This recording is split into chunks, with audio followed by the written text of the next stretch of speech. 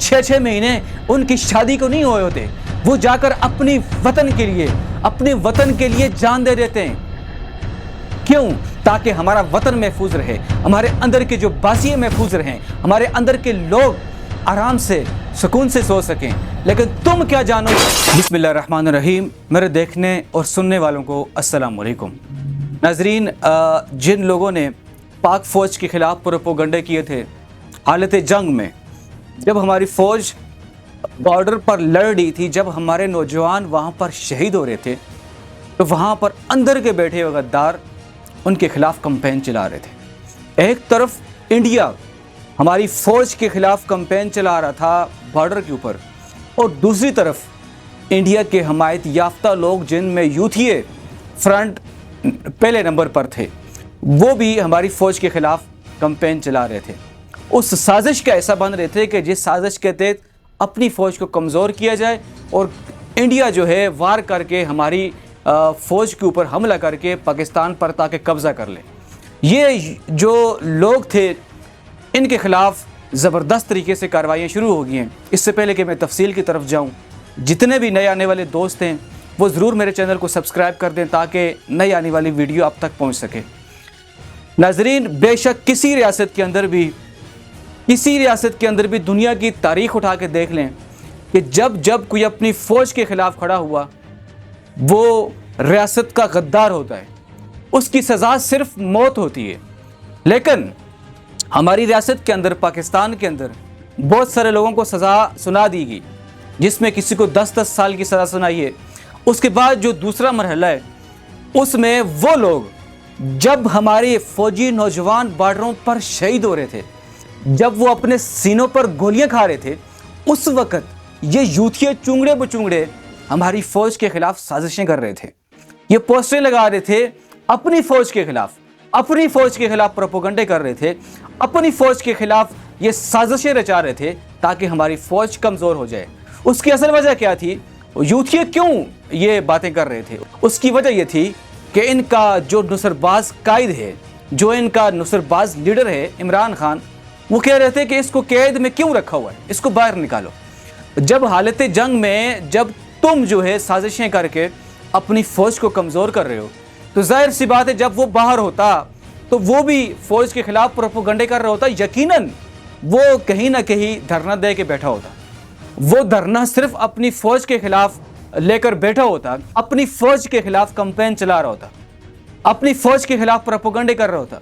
तो नाजरीन, ये जो लोग अभी शिकंजे में आ गए हैं कुछ आहिस्ता आहिस्ता करके आ रहे हैं। मैं उस वक्त भी कह रहा था कि जो लोग पोस्टें लगा रहे हैं, जो लोग साजिशें कर रहे हैं, जो लोग फ़ौज के ख़िलाफ़ प्रोपेगेंडे कर रहे हैं, यकीनन रियासत उनको बख्शेगी नहीं, रियासत उनको छोड़ेगी नहीं। और मैं फिर इंतज़ार कर रहा था, तो जब मैंने कल ये ख़बर सुनी तो बड़ी खुशी हुई मुझे। लेकिन एक थोड़ी सा मुझे अफसोस हो रहा है कि जो लोग गद्दार डिक्लेयर हो रहे हैं, उनकी सज़ाए मौत होनी चाहिए। ये मेरा दावा है। किसी भी रियासत के अंदर, आप दुनिया की किसी रियासत में चले जाएं, चीन उठा के देख लें, अमेरिका उठा कर देख लें, किसी रियासत के अंदर चले जाएं, बरतानिया उठा कर देख लें, बरतानिया में अगर आप बादशाह के ख़िलाफ़ कोई थोड़ी सी बात भी करते हैं ना, तो आपको सख्त से सख्त सज़ा मिलती है। इसी तरीके से चीन के आप जाकर बात करके देख लें, अपनी फ़ौज के ख़िलाफ़ करके देख लें, सज़ा मिलेगी आपको। ये तो रियासत पाकिस्तान के अंदर मैं फिर कहता हूँ कि इदारों की तरफ से छूट है उनको कि जिनको थोड़ी थोड़ी सज़ा मिल रही, किसी को 5 साल, किसी को 10 साल। मैं तो कहता हूँ इनको सज़ाए मौत मिलनी चाहिए। यार, जब हमारा नौजवान बॉर्डर पर गोलियां खा रहा है और ये चुंगड़े बचुंगड़े अंदर बैठ के अपनी फ़ौज के ख़िलाफ़ साजिशें कर रहे हैं, अपनी फ़ौज के ख़िलाफ़ प्रोपेगेंडे कर रहे थे, अपनी फ़ौज को कमज़ोर करने की बात कर रहे थे, और तुम लोग यूथियों क्या जानो, तुम क्या जानो कि जो बॉर्डर पे जाके जो नौजवान शहीद हुआ, उसके घर वालों पे क्या बीत रही थी, उसके भाइयों पे क्या बीत रही थी। कुछ ऐसे हमारे नौजवान आर्मी के जिनको एक महीना शादी को नहीं हुआ होता, वो जाकर अपनी वतन के लिए जान दे देते हैं। जो लोग 6-6 महीने उनकी शादी को नहीं हुए होते, वो जाकर अपने वतन के लिए जान दे देते हैं। क्यों? ताकि हमारा वतन महफूज रहे, हमारे अंदर के जो बासिए महफूज रहें, हमारे अंदर के लोग आराम से सुकून से सो सकें। लेकिन तुम क्या जानो, बगैर तो जलीलो बेशर्मो, जो लोग اس وقت جو پروپیگنڈے کر رہے تھے آج بھی پروپیگنڈا کا حصہ ہے. میں تو کہتا ہوں اسمبلی کے اندر ایسا قانون پاس کرو کہ جو شہیدوں کے خلاف کھڑا ہو اس کو سزائے موت ملنی چاہیے.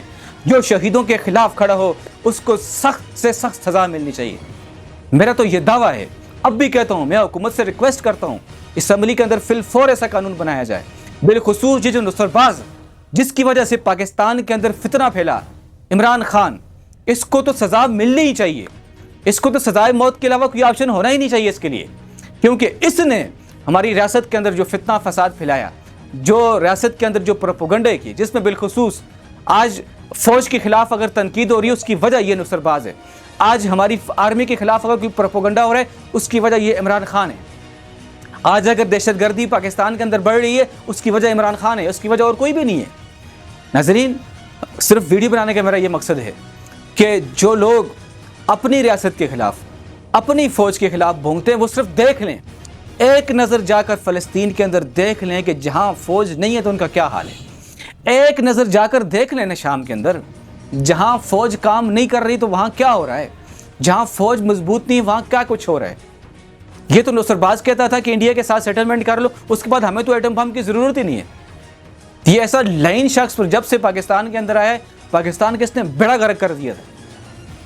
تو ناظرین, میرا جو پیغام ہے وہ صرف ان لوگوں کے لیے کہ جو ریاست کے خلاف سازشیں رچاتے ہیں, جو فوج کے خلاف حالت جنگ میں پروپیگنڈے کرتے ہیں, اگر تو وہ اپنی حرکتوں سے باز نہیں آتے توبہ طائب کر لیں. جن لوگوں نے غلطیاں کی توبہ طائب کر لیں. میرا تو مشورہ یہ ہے فی الفور توبہ طائب کر لیں, اللہ کے آگے بھی اور ریاست کے آگے بھی, تو شاید تھوڑی بہت چھوٹ ان کو مل جائے.